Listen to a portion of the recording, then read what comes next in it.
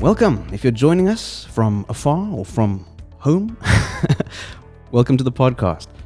My name is Mike Charles, and today it's my absolute pleasure to be presenting the first episode of a brand new series, a podcast series called The Future of Education, brought to you proudly by Global Village Colllege, an institution at the forefront, the cutting edge of innovative education. And we thought it would be very appropriate to kick off this series, this very first episode, with a special interview with the director of Global Village Colllege herself, Tracey Howard, who joins me from her home this morning. And Tracey, how are you today? I'm very well, thank you. Hi, Mark. Great to connect with you. Nice to be here with you. Absolutely. And this is the way things are being done these days. 2020, I think, is the year that the world really cottoned onto this distance video communication thing. And platforms like Zoom and Google Meets have really come to the fore. And when it comes to the changing face of education and what one can now do with technology like this, well, the possibilities are really exciting. And as I understand it, Global Village Colllege, your baby, has really harnessed the potential of technology that we have available to us in the modern age. And we're going to be getting into the specifics of what makes Global Village Colllege such a unique educational offering. But as the founder, as the director of Global Village Colllege, or GVC, I think as the cool kids call it, I thought it'd be great to have a chat with you to get your personal philosophy on education. Obviously, it's something that you've imbued into the DNA of Global Village Colllege. And I also wanted to find out about your own personal journey in education and what led you to founding Global Village Colllege. So let's start at the beginning. Where did it all begin for you with your journey in education? Mark, how long do we have? It's quite I think it's been the adventure of my life. And I remember getting to the stage where we had to started thinking about future careers, saying to my mom, I want to be a teacher one day, and she tried to put me off. I grew up in a family of educators. So looking back now, everything in my life has led me to where I am now. I started off studying a Bachelor of Commerce at Stellenbosch University. I majored in accounting and industrial psychology. So the psychology was always quite a strong interest. I've always been very interested in human potential and developing human potential. So I did my Bachelor of Commerce, completed it, and then wasn't quite sure where to from there. I then did a higher diploma of education at Stellenbosch, and in my mind it was a stepping stone. I wasn't going to teach forever, but it was a good way to stay in the Cape. And I completed my studies and then started my teaching off in the beautiful town of Knysna on the garden routes of South Africa, and taught for 2 years. I had a wonderful time. I really enjoyed my teaching, and then the travel bug hit me and I decided to travel abroad, and I went to work in England, and I taught in inner London city schools, which was enough to put me off teaching for life. So I've traveled a few paths, and to be honest with you, I can't really remember the timing and all the things I did. So teaching was always my passion. I also went into the commercial field. I worked as a financial manager, as an accountant. I worked as a training manager. So the combination was always there for me. And yeah, I think looking back, I was always drawn to youth development. I did a few youth development projects. I worked in Chile on Rally International, which is a youth development organization. So I went off to Chile and did a youth development expedition. And if I'd gone a year later, I would have been on the expedition with Prince William. He went the year after me, and his wife Kate followed the year thereafter. So yes, youth development was always my passion. And then I did a few more journeys and eventually decided teaching is not what I want to do forever. And I went and did my master's in organization development and consulting at Sheffield Hallam University. Came back to South Africa and met my husband, who was living on a farm in KwaZulu-Natal where he was practicing law, and Wow. ended up putting my career on hold for a while I raised a young family. And that was an education in itself, I'm And sure. absolutely. So all along, it was quite I think like most women, trying to find the balance between pursuing my career and raising a family. I was sitting on a beautiful farm in KwaZulu-Natal. However, we had no internet connectivity. We hardly ever had phone lines. So I tried to pursue my organization development career from there and did remote work, which probably would have been very easy nowadays, but that was a while ago, and it wasn't, we weren't that geared for it. And then my children sort of drew me back into education. I got involved again. I started teaching in a local school in Ladysmith. So yeah, it brought me back to my true passion. So yes, living in Ladysmith, eventually I did quite a lot of personal reflection, had a few serious struggles mentally, trying to find this balance, as many women probably do, and then started teaching again. And as my children grew up, I had this background of working in the organizational world and a very strong research background. And I really started thinking about how are we raising our children, how are we preparing them for the 21st century. I started looking at the education system in South Africa and worldwide, and started to question whether we are actually teaching our children the skills, the grit, the resilience to prepare them for the world out there. I carried on researching while I was practicing and applying my ideas. So looking at the commercial world and the organizational world, there was a huge disconnect for me. Looking at our curriculum internationally, it's not unique to South Africa, and what is required of the workplace. And I started becoming quite restless about it, thinking there's more to this. We really need to be thinking about what skills we're teaching our children and how we're preparing them. I was informed by different theories and different ideas. One of the aspects I was really interested in is, once you have children, you realize they're all unique.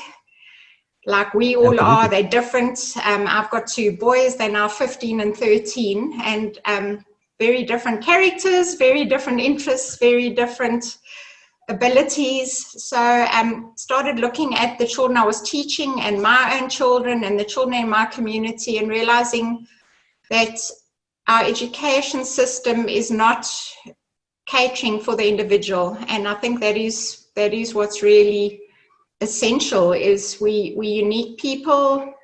So one of the things that I draw a lot of my practice from is teaching highly able children.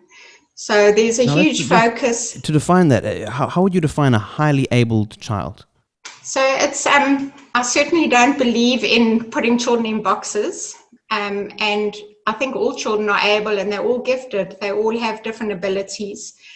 Traditionally, children were classified. Children of very high cognitive ability were classified as gifted, and then there's a whole range of gifted children. Some children are academically gifted, or musically gifted, but I was fascinated with this and just looking into how children across the spectrum, how education needs to be individualized for them. And I started connecting with international experts who are so keen to share their knowledge and their experience. And what I learned from that is the highly able approach to teaching or teaching gifted children. Their thinking precedes traditional thinking, and then eventually that becomes the norm, and it becomes the common practice. So teaching children who of high ability applies to all children, and they like to learn holistically, they like to learn in depth, they like to apply their learning. So I really started applying those ideas in practice and finding that works for all children, and really started seeing how essential it is to individualize, to teach each child the way they like learning best, to find out what they're interested in, and to get them motivated that way. Fantastic. So this was the genesis, this was the seed that has now grown into Global Village College.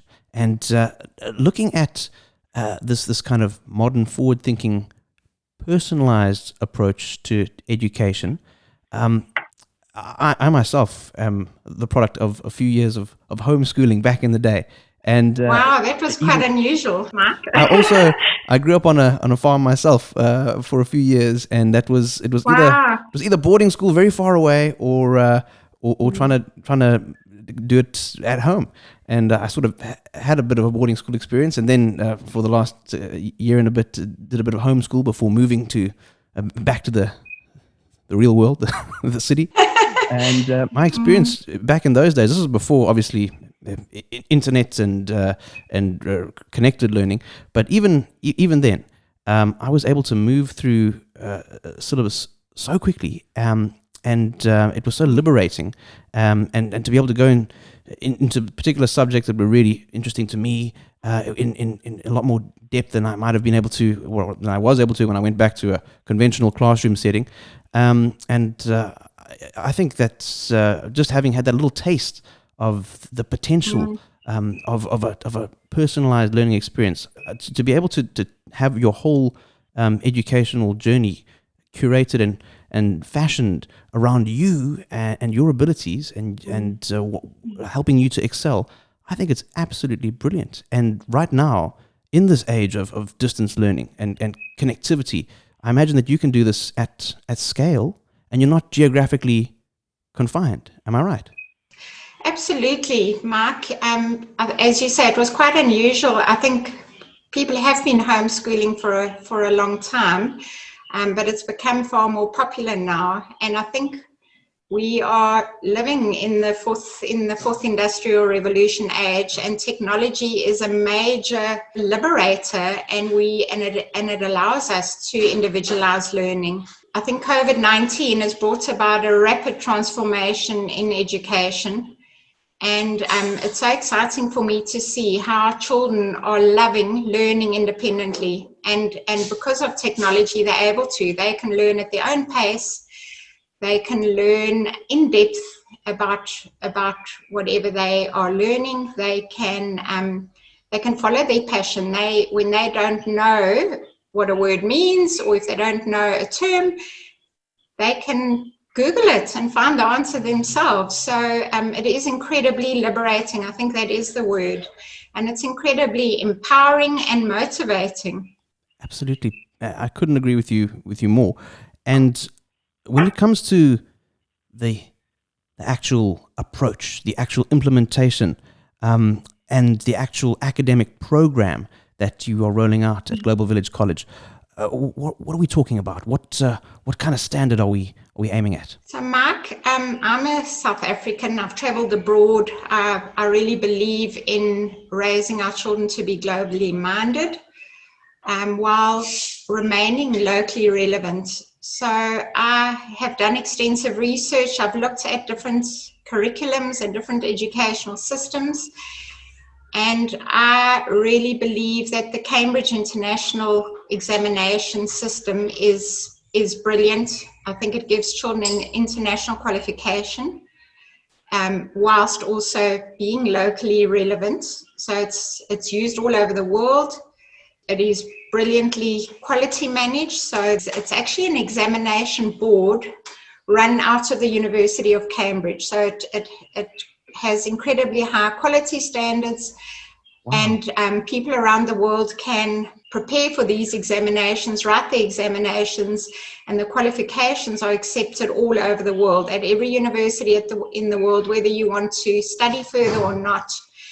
So you can achieve a South African matric certificate with Cambridge International Qualifications.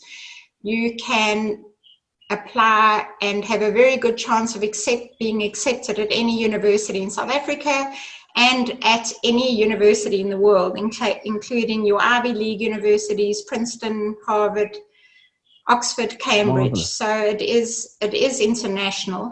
And then what I also really love about it is there's a lot of emphasis on 21st century skills or skills for the fourth industrial revolution.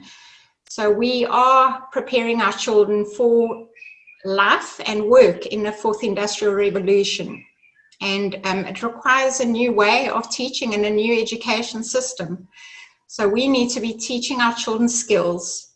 We are no longer living in the industrial revolution where things are mechanized and we're raising workers to do routine jobs. It is imperative that we raise future workers who can think critically and creatively, who can collaborate. They can work with their peers, who have good communication skills, who are digitally literate. So the Cambridge curriculum really focuses on developing those skills and applying your knowledge rather than just regurgitating information. So we have worked quite closely with local and international experts and people with decades of teaching experience. And we have developed a program which we believe will truly prepare children for success in Cambridge International Examinations. And then together with that, we believe that there's a role for everyone. Our business is called Global Village Colllege. So whilst we are global, we really believe in the whole village idea. So I've had a little bit of a journey. We left our farm in KwaZulu-Natal and we moved up to Pretoria in Gauteng. And we're living in a beautiful estate called Irene Farm Villages. And that is where my learning center started. And I really love the idea of a village. There's an African proverb, it takes a village to raise a child. And I really believe that is the case, that we need to be globally minded, but we also need to be connected to our community, and we all have a role to play.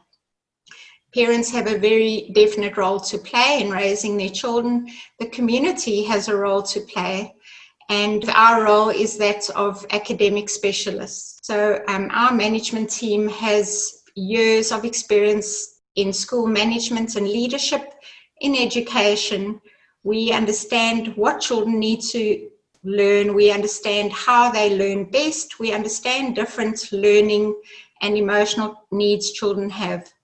So we see our role as the academic specialists. We provide a rigorous academic program, so parents can be assured that once their children complete the program, they will be well prepared to sit their exams. But a very important part is support, is coaching students and providing specialist academic tutoring. So it's quite interesting. I've been reflecting on my journey and how I got here. And so I followed the path of qualifying myself and working in the commercial world. I became an organization development consultant. So I was always drawn to the human development aspect of it. And my passion was always to help people function better and develop their potential. So looking back at that and at what I'm actually doing now is I draw quite heavily on my consulting experience. Really? So as a consultant, there are two main approaches to consulting. You're either an expert consultant or you are a process consultant. And there's a place for both. So in our teaching practice, our role is providing the academic expertise and the subject specialism. But at the same time, it's really important that we facilitate learning. And the whole emphasis in teaching has changed. You've probably heard of this saying, teachers are no longer the sage on the stage, they're the guide on the side. I like that. And I just realized that we draw a lot, I draw a lot of my consulting background, being the facilitator. So I really believe that we all have the solution within us, and we have so much experience and knowledge, and every child has so much life experience. They've climbed trees, they've solved problems in their lives, and whilst there is a place for helping them understand and learn content, it is so important that we are teaching them skills and we are facilitating their thinking. If I had to sum up what we do, we offer a rigorous international academic program aligned to a curriculum and to prepare children for Cambridge international examinations. And together with that, we provide support. We provide subject specialist support, so parents can enroll their students in a program that includes subject specialist tutoring, and they can adapt that and customize it as they go along. So as their child needs specific tutoring in mathematics or English or whatever subject it may be, we provide that tutoring, and we use only highly qualified and experienced teachers who are familiar with the Cambridge International system. And then we also provide academic coaching. So our role is to facilitate learning, to facilitate thinking, and to keep children organized, to help them organize themselves and become independent learners, and to keep them motivated. Brilliant. Absolutely brilliant. I think that this is a model for the future, particularly after 2020, the year of disruption, the year of causing everyone to rethink how things have been done and how things need to adapt for the future. And it seems to me what you're really doing here is you're giving a generation of learners incredible options.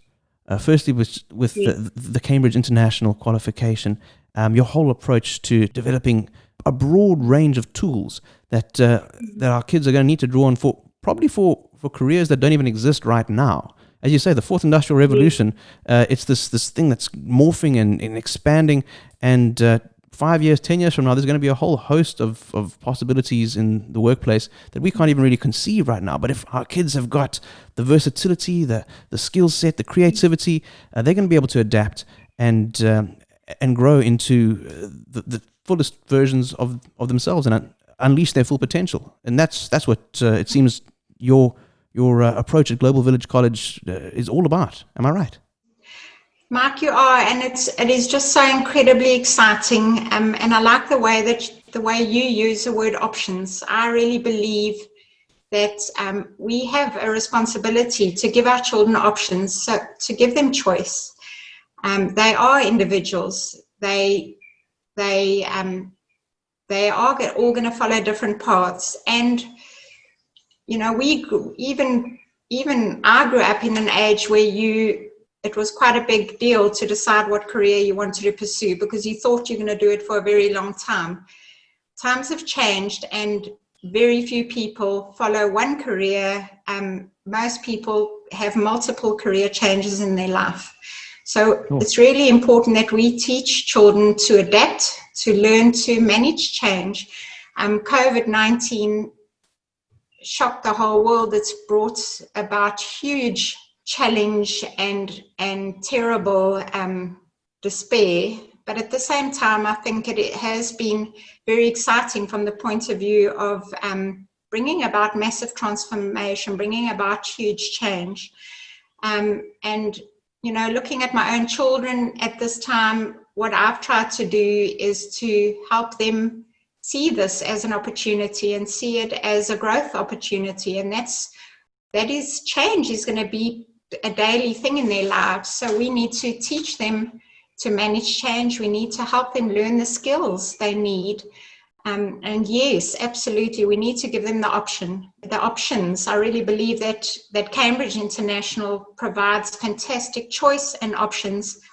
It is not only a program for children who are academically strong, it certainly does cater for children who want to pursue an academic career. However, it really caters for people who want to go into the arts field.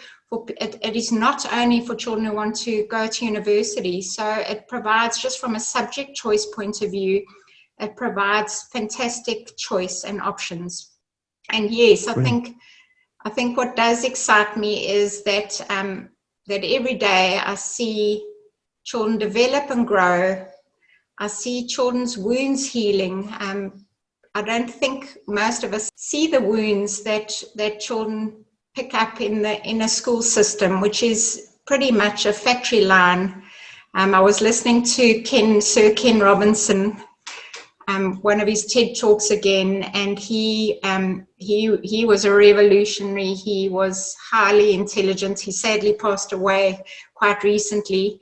And he really lobbied for individualism in education and for transformation in education.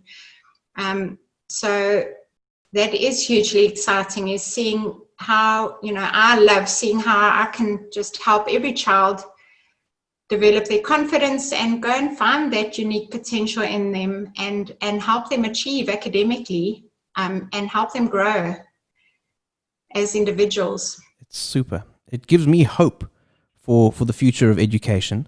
And I think the perfect way to kick off this podcast series on an optimistic, a note of hope and looking to the future and the potential that the future holds.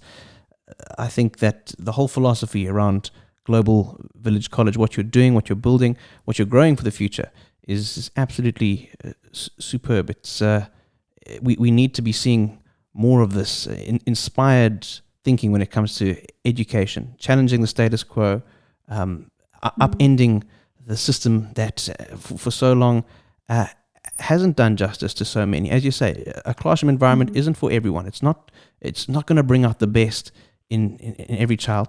I know you mentioned you have your student center based in Pretoria. Yes, Mark, absolutely. So I really believe children need to be learning collaboratively. They need to socialize. It's essential. And so I don't believe children should be learning in isolation. We have a beautiful student center. So, and we plan events, we plan social events for students to socialize. We've got a badminton court. They can come and play badminton. We also have a community garden on the premises. So a big part of what I believe in, and having worked in youth development around the world, is to, we're a community, we're a village, we're a global village, we're a local village. And I think it is so important that we teach our children and encourage them to be active members of their community, to contribute. Not only are they giving back to their community, but it's hugely developmental. So yes, we believe it is important that students have a hub, that they can collaborate with their peers in terms of learning, that they can socialize. So that is a very important aspect of education. So yeah, in my mind, we are giving children, we're allowing them to have their cake and eat it. They are able to learn independently at their own pace, the way they learn best, but they can also, and they should also, be involved in their community, take part in fun social events, be kids, go and contribute to their community, grow their confidence. And together with this is we really encourage students to take part in the President's Award. So it's an international award. It originated in the United Kingdom. It's known in England as the Duke of Edinburgh Award. And in South Africa, it's offered as the President's Award. So students take part in different aspects. It includes an adventure activity or an adventurous journey. It includes skills development, physical activity, and community involvement. So we really do facilitate that, and we provide an opportunity for students to come and enjoy the social aspect of it, to come and dig in the garden, and to get involved in other community projects like our local SPCA or whatever they are interested in, and then to earn their points towards their President's Award. And if you're not based in the Pretoria area, don't worry, because you can tap into the Global Village College community and educational experience anywhere in the country, anywhere in the world, in fact, as long as you've got an internet connection, really. But as I understand it, there is a vision for the future to have student centres expanding and eventually in all major centres in South Africa. Is that right? That is right, Mark. You need an internet connection and a device. You can learn off your smartphone. But I do think the community aspect is very important, the social aspect. So our vision is to expand this across the country and to set up these hubs so that students have the best of both worlds. The future, as far as education is concerned, is looking very bright from where I'm sitting right now. Tracey, if it's all right by you, I'd like to do this again, and I'd like to invite you back. And if you have a particular guest in mind that we could rope in, perhaps we could make our next episode, or couple of episodes, a kind of a conversation amongst like-minded individuals when it comes to education, forward-thinking education, looking to the future. And the next installment of The Future of Education, a podcast brought to you by Global Village College. I'm Mike Charles, and it's been my great pleasure to be in conversation with our special guest today, Tracey Howard, Director of Global Village College. Tracey, thank you so much for your time, and I'm really looking forward to our next chat. Thank you, Mark. It was lovely speaking with you.